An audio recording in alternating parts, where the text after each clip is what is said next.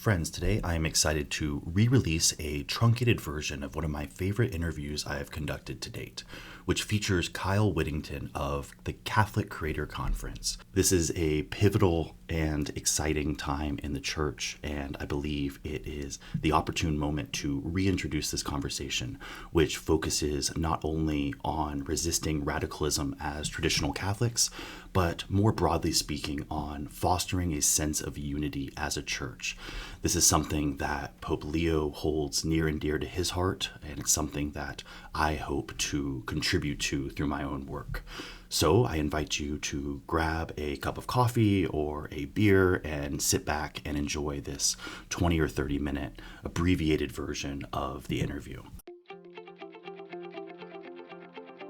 Kyle, I think one of the reasons I'm especially excited to talk to you in particular tonight is because we're talking about, resisting radicalism, but in particular as traditional Catholics. And I think that is something that is unfortunately becoming more and more closely associated, radicalism and traditionalism. And of course, as someone who loves tradition and loves Latin Mass and someone who attends a Byzantine Catholic parish, I resent this association, but I also understand it. I think you have a unique vantage point, more specifically grounded in the Latin Mass particulars than I am, but I think with a similar approach, or at least a similar perspective. So the Institute of Christ the King is a Latin Mass celebrating group. We started going there back in 2019. Great, beautiful Mass. And then the priests are also just absolutely phenomenal. So that's a little bit of the background that I'm coming from. Prior to my conversion to Catholicism, some of the only interactions I had with Catholic Mass of any type was actually a Latin Mass. And of course, perhaps this was because of stereotypes. Being a Protestant, I associated the Latin Mass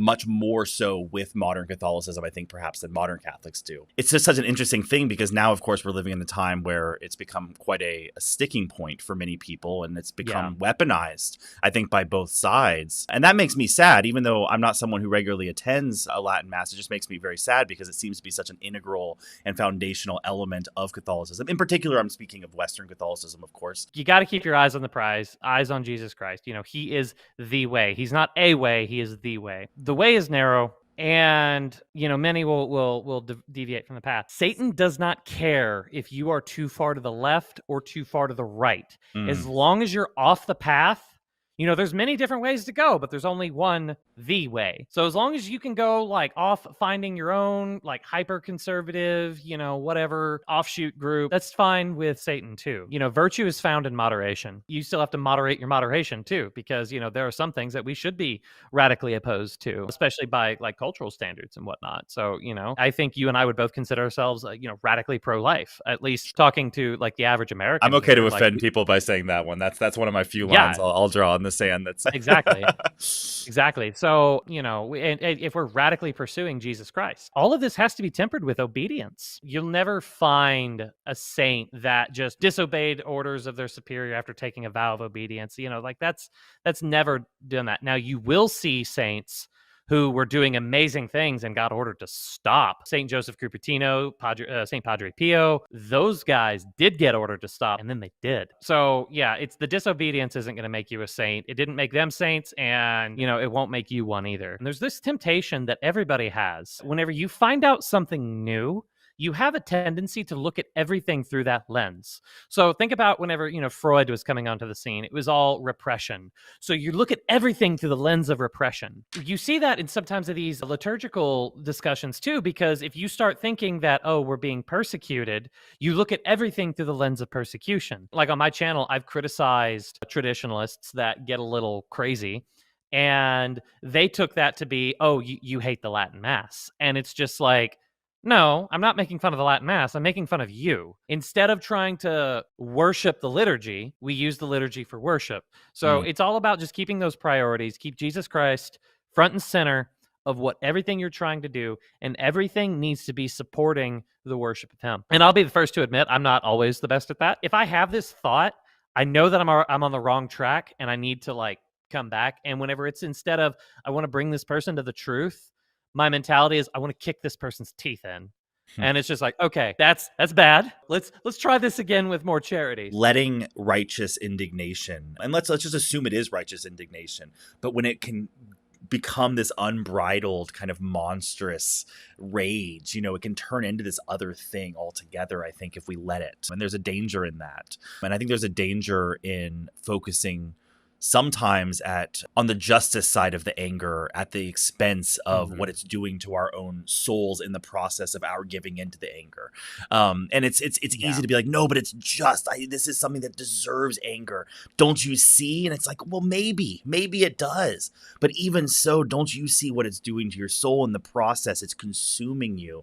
And I'm not talking about anyone in particular. I'm talking about a lot of people. I'm talking about myself. It starts out innocent, or at least I think it does, but it's very quickly manipulated. Right. But then that brings up to mind, the nature of the devil's work. Right. I mean, he's the deceiver, and some of the best deceptions are those that start with half truths, partial truths, almost complete truths. The temptation is also like to say that, we are up on this castle on the hill and we're looking down on the poor peons and whatever. And I appreciate, like, you especially says, like, hey, I'm there too. And it's just like, first recognize that you are also one of the mud people. You're in the trenches with the rest of us. We're all in the same boat. We're Catholic. And then another temptation is just like to just completely just crap all over the rad trads. It's just like, you people are being so unreasonable. Haha, you're dumb. I'm smart. And that's also the wrong approach. Anybody who's been Catholic for a little while and has been regularly going to a Novus Ordo, you're probably familiar with liturgical abuses. That's going to damage their trust. And it's also going to, like, put gas on a fire that's there. A lot of these people, they're not coming from a place of hatred for the Pope. That's like, oh, they want to destroy the church. They want to build the church in their own image. That's not what they're trying to do. Instead of acting out of a place for love of Jesus Christ, they're acting out of a place for hurt. Violence has a way of twisting love and making it do things that are not loving. What's the solution for that? If, like, you're in the middle of nowhere, you've got one priest and he doesn't care too much about the liturgy. To be honest, I don't have the answer for that except for prayer and fasting. Power doesn't flow from the people up. It comes from the Christ down. And quite frankly, as laity, we're on the bottom rung.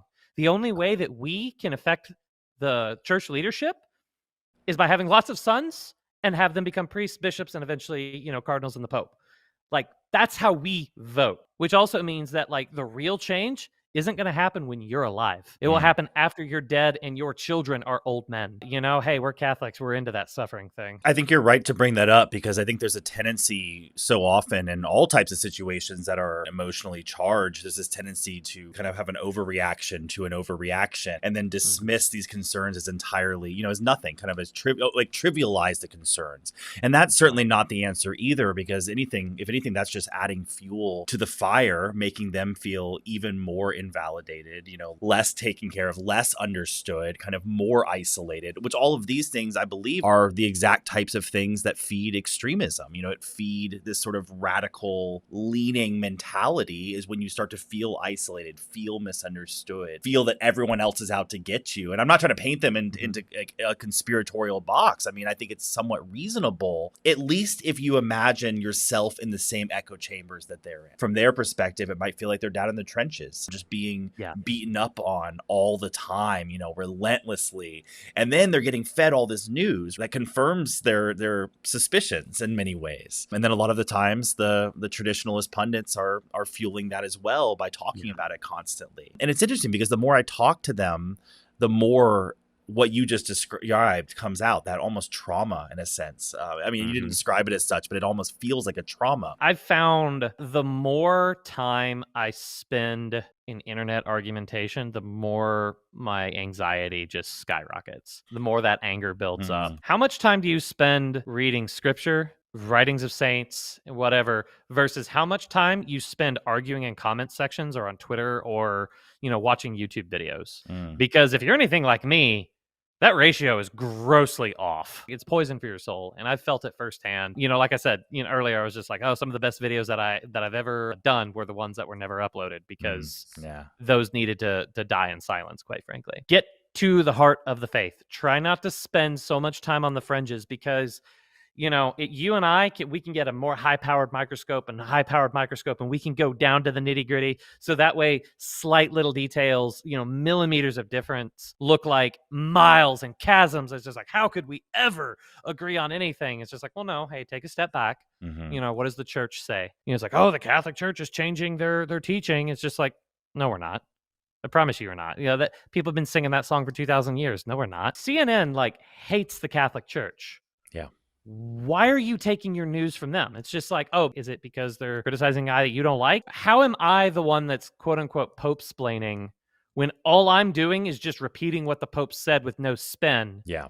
And the ones who are spinning the ambiguity, how are those the ones who are the arbiters and defenders of truth? Exactly like you said. I mean, why would you trust them for that insider news? I mean, I'm not saying don't get this very general, oh, the Pope took a visit. Okay, fine. Yeah, you can trust some basic reporting to be fairly accurate. But when they start talking about the nuances of theological changes and doctrinal discussions, maybe don't go to CNN or Fox or whatever. I mean, or the Daily Wire, right? I mean, don't trust Ben Shapiro for your insider Catholic news. And so often it's low-hanging fruit. Like you said, you don't have to go to even other Catholic news sources. Just go to the official documents, read it for yourself, judge it according to a plain reading. If you need more, go to a trusted source that has done an analysis of the primary document, right? Some of this is basic research tactics. And that includes us, right? If it's not in my realm of expertise, I try to always be very honest about look,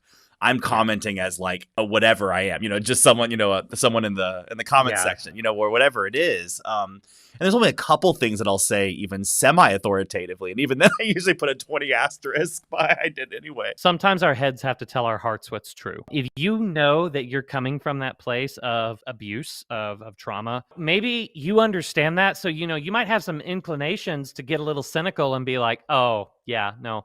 But one thing that Father John and I also talked about was the Ignatian presupposition, which is where every good Christian should presuppose that somebody intends something orthodox. Pope Francis speaks ambiguously a lot. That shouldn't be controversial to say. Charity dictates, at first you should say, okay, I bet he meant this in the best way that I can read this. If you're going to be incredibly incisive and judgmental and harsh about one particular statement or one particular comment, and then you entirely overlook and ignore a follow-up statement of clarification, I mean, that's just bad journalism. I mean, bad reporting. I mean, I know we're not talking about journalists necessarily, but it's misleading at best. You're actually adding to the artificial framing of the situation because of your omission. Whenever it's just kind of one of those things should I speak up? Should I not?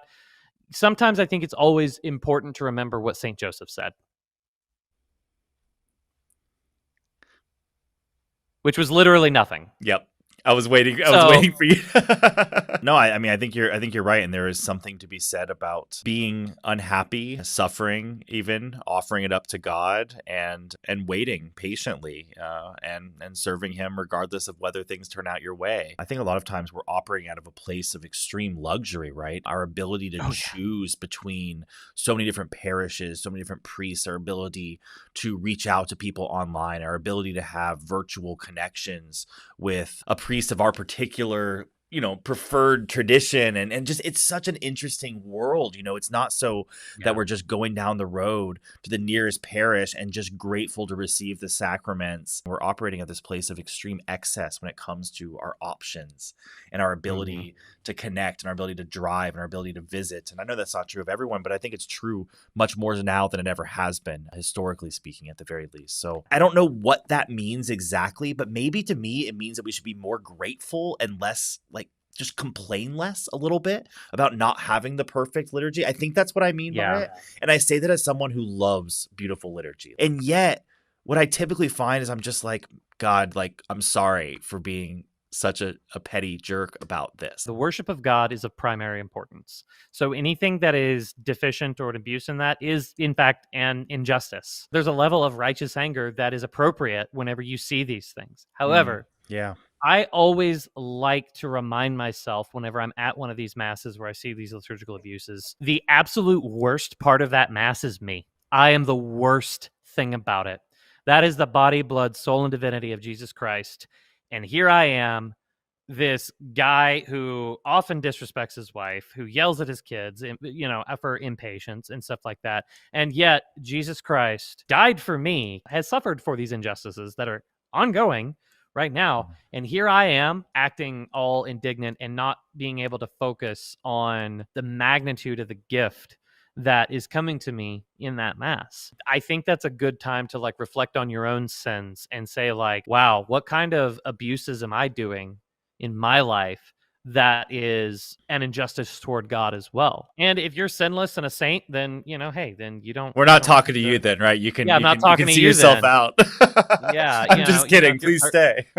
if you're perfect, pray for me, please. Yeah, and teach us. Come on, actually. Yeah. Think about the expansion of Catholicism. Think about the missionaries in Japan, hiding from the authorities, right? Just meeting in a little hut. Think about missionaries now, spreading across to some of the island nations. And imagine just the blessing that it is to have the sacraments brought to those places. Maybe that helps contextualize it in terms of an ordering of our priorities, a reordering of our priorities when we're thinking about that and when we're approaching it from that place of gratitude. I mean, it's hard to be really angry and nasty when you're focused on being grateful. It just is. If you can understand someone, it's harder to be mad at them. And it's just like, dang, you're acting this way because this is the way you were formed. Man, I disagree with you. And you can still disagree, but it is one of those like, well, I disagree with you, but I don't hate you. And I think at this point, like whenever dealing with, if the Pope makes, or your priest even makes a decision that you don't agree with,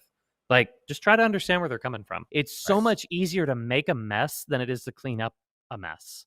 And that's why like I get so frustrated that like there's so many talking heads out there that are offering criticisms, but nobody's doing anything about it. And these criticisms, in fact, like, you're across the Tiber with me. You see these people like, I am so perturbed and disturbed, by what I heard this Catholic say about the Pope, and it's just like, it's a stumbling block to people coming into the church. And that's not all like these talking heads' faults. I want to be fair and say like, yeah, the leaders should be more careful about this because the responsibility that they have is great. If you want to be a traditionalist, like as a Catholic, you necessarily need to love tradition. Tradition's not a dirty word. As Catholics, like you need to embrace it and you need to try to live out your life as traditionally as you possibly can. And in that regard, if you want to call them traditionalists, that's fine. But, go look to the best traditionalists, and those are the saints. Saint Benedict, Saint Francis de Sales, Saint Alphonsus Liguori. Go read what they wrote. If you've got time to spend 15 minutes on Twitter, you've got 15 minutes to read Introduction to the Devout Life. And I promise you, you will feel much better after reading St. Francis de Sales than you will reading the dumb meme that I just posted. Roses Among Thorns is a collection effectively of aphorisms, just these really encouraging, sometimes just a couple paragraphs at a time, sometimes a page or two. And it's exceptionally good for people who are struggling with anxiety and people who struggle with anger. St. Francis de Sales is my patron saint, so I'm kind of obsessed with him mildly. And one of the things that I love about him is he's known as the gentleman saint, right? But his entire life, he struggled greatly with anger.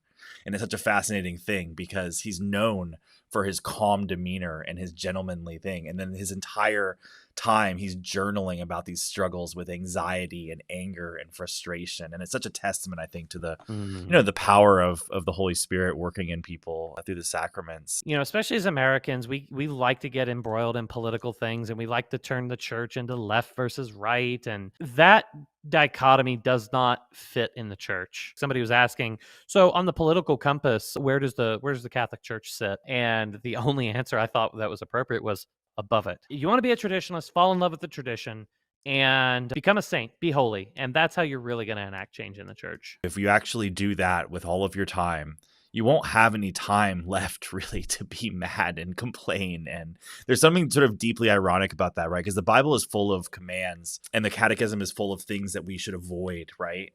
But more importantly, perhaps it's full of things that we should fill our life with, right? The good things. The beautiful irony of that is when we pursue those virtuous things and when we fill our life up with the good things, you quite literally have no room left for evil. So what is the cure for radical traditionalism? Sainthood. The faith was not meant to be lived out solely online. So yes, it's good that you're making friends, you're building relationships, and you're evangelizing online. However, you really, really, really need to go touch grass. The moment that you start trying to fit the faith in a little box, I call it homebrew Catholicism, where it's just like you came up with this mixture, and anything outside of your little homebrew edition isn't real Catholicism. It's like that's That's a problem. Just focus on what the church teaches. Don't dogmatize your opinions, because I've seen this in people around me that it seems that their definition of tradition is just whatever they like. And the moment that you've decided that you are the arbiter of tradition, you are in very dangerous waters, and you need to do something about it. You will not find humility in hell. That is the one virtue that is completely absent from hell. If you really want to be a saint, grow in humility. And unfortunately, here's how you grow in humility. You get humiliated. Your pride's got to die. That is a painful process. And the more you want to hold on to it, the more it's going to hurt. God is constantly chipping away at me. I keep resisting him, but he keeps trying, which I'm grateful for. It is incredibly insidious the way it impacts us. And I think that you hit the nail on the head with respect to the other virtues, how the other virtues can be present. But if that pride sneaks in, that starts to move the target away from them being grounded in love, which kind of points us back to the scriptural passage talking about if you have the knowledge of all matters of theology and all the world and yada, yada, yada, but have no love, it amounts to nothing. I think that kind of in a lot of ways points us back to that, right? Because if pride is the motivation, if pride is what it's all grounded in, it's going to skew everything else, even if it has the appearance of virtue, even if it is tangentially related to virtue, As much of a lame answer as it is, it's like, oh, easier said than done. It's like virtue. Yeah. Virtue is the response. Like Jesus Christ is the answer to this. And it's just, try not to do it your way. Try to do it the way that, the saints have laid out before us. Do it the traditional way, and don't go off and do your own thing. Pope Francis will admit this, and I don't think it's unfair to say this, is like, he is a sinner. And he's going to make mistakes. And that's why we need to pray for him, because especially as like the leader, the pastor of the entire world, of every man alive today on earth, he has the single biggest responsibility on his shoulders. Yeah. So be traditional, pray, fast for the Pope.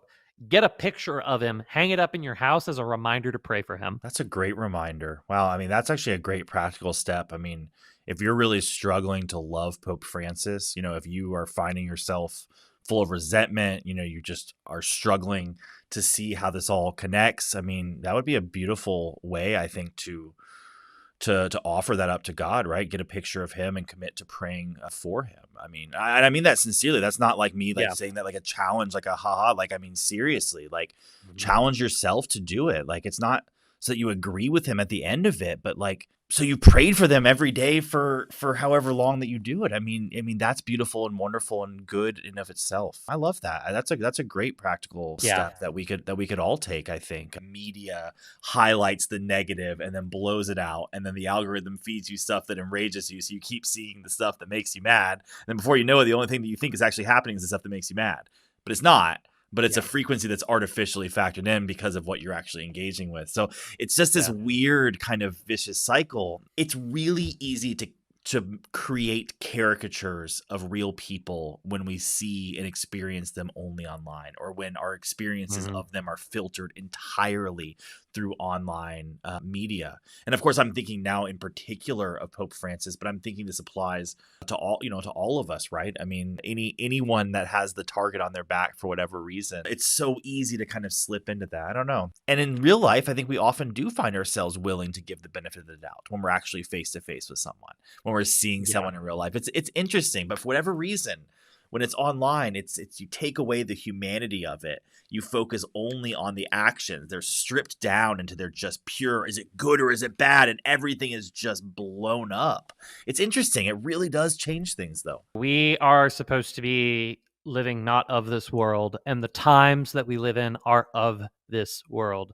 So stop focusing so much on the times and focus on the eternities, because the times will bog you down. The church has survived worse crises before. The church will continue to face crises, but the promise is not that the church will not face these crises. The promise is not that the church will not have times of chaos. It's that God will not abandon us during that time. The Holy Spirit remains with the church, guiding her. And there's a lot of peace to be had. There's a lot of hope to rest in. Despair is of the devil because it's the opposite of hope. I mean, etymologically, despair is literally devoid of hope. It's like despair. God is not causing you to despair. So if you find yourself just constantly anxious and agitated and angry and not at peace and leaning into despair, you can know that that is not something that is sourced in God, because God doesn't source despair. He is a source of hope. And that doesn't mean it's this kind of cheap hope, right? It doesn't mean this flimsy hope that requires us to just sit back and do nothing. No, it's a hope that compels us to action. But we don't need to lose our peace. And it's hard, but I think if we lean into Christ and kind of lean into these practical things and this reordering that we talked about, there is a way. And I don't do it every day. I do it really poorly most of the time, but I get glimpses of it every once in a while. How many times have you lamented on Pope Francis's mistakes, but neglected to do a daily examination of conscience? Yeah. Like, I know all of Pope Francis's sins, and I know exactly what he needs to do. Yeah, but where did you screw up today? Yeah. Believe it or not, it's I always say it with a kind of tongue in cheek. It's like, you can have all the correct opinions, but who cares? Like, Yeah. who cares about your stupid correct opinions?